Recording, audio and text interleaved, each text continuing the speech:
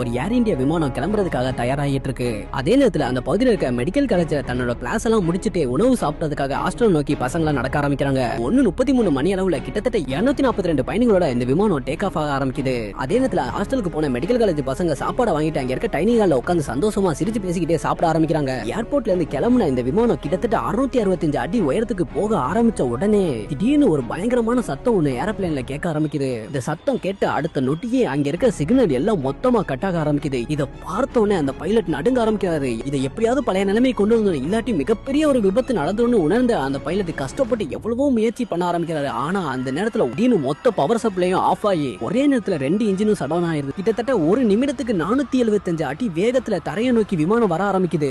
அதே நேரத்துல அந்த விமானத்துல பயணம் ரமேஷ்ங்கிறவருக்கு ஏதோ ஒண்ணு தப்பா தெரிய ஆரம்பிக்குது. ஏன்னா விமானம் லேசா குலுங்க ஆரம்பிக்குது. இதுக்கப்புறம் ஒரு நிமிஷம் நம்ம இந்த ஏரோப்ளேனுக்குள்ள இருந்தா கண்டிப்பா நம்ம உயிருக்கே ஆபத்துன்னு தெரிஞ்சுக்கிட்ட ரமேஷ் வேகமா எந்திரிச்சு அங்க இருக்க எக்ஸிட்ட ஓபன் பண்ணி உடனே கீழே குதிச்சுறாரு. மெடிக்கல் ஹாஸ்டல் கட்டடத்துல போயிட்டு இந்த விமானம் வேகமா மோதுது. மோதிய அடுத்த நொடியே கிட்டத்தட்ட 58 டன் ஃபியூல் இருக்கிற பெட்ரோல் டேங்க் வெடிச்சு செதறுது அந்த இடத்துல.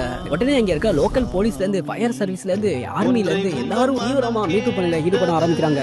அந்த விமானத்துல பயணம் பண்ண 242 பேர்ல ரமேஷை தவிர 241 பேர் இறந்துடுறாங்க. இந்த ஹாஸ்டல்ல உட்கார்ந்து சாப்பிட்டு 10 மாணவர்கள் இறந்து போய்